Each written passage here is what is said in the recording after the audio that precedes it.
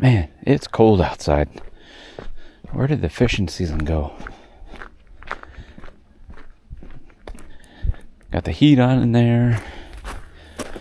All kinds of craziness. Welcome to the barn. It's cold outside, and I got a project. Let's see what I'm up to.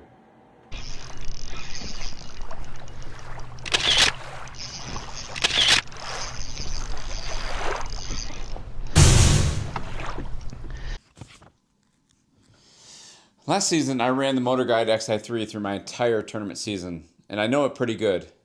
But the problem is, I'm wondering if it's time for a change.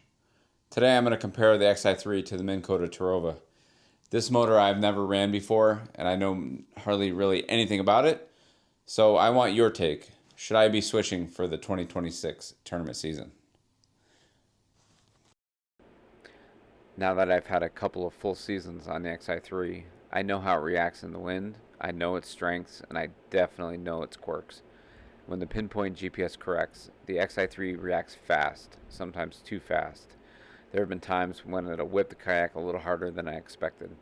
And let's be honest, us older plump folks probably shouldn't be standing when this happens. It is manageable, but it definitely keeps you honest on the water.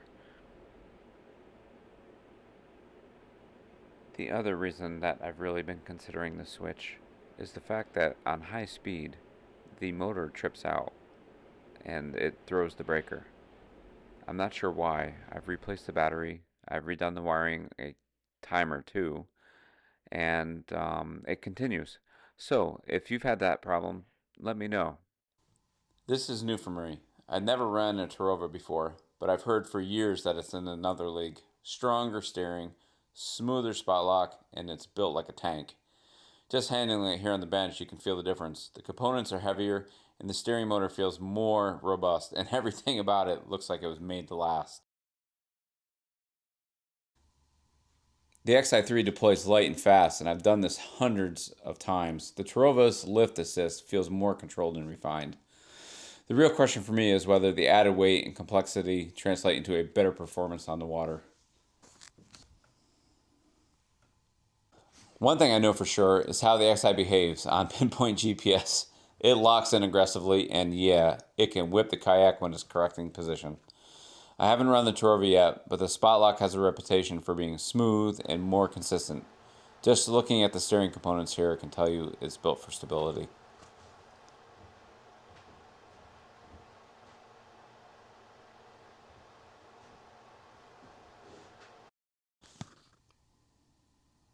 Yes, the Xi3 is lighter, slimmer, and easier to handle. That's one of the reasons I chose it when I initially purchased this power drive.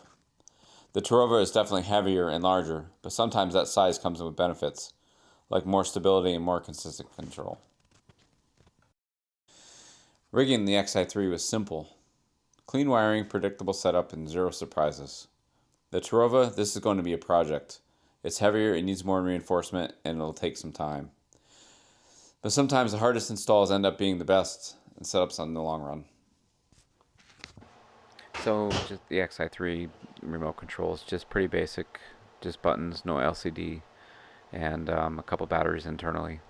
It works well. I've never really had a problem with it, except for the lanyard braking. The Terrova remote control is more robust, has quite a few more buttons, and the LCD screen. Let me know what you think. Is this a better remote control, or is there going to be more problems with it?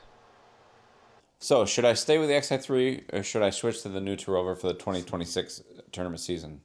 You choose and I install. Drop your vote below. Team Xi3 or Team Terrova? Whichever motor wins is going on the kayak for next year. And the cool part about the whole deal will be that motor that you all choose will be going on a brand new kayak from Feel Free. It's not even out yet. All I can say is it's going to be super.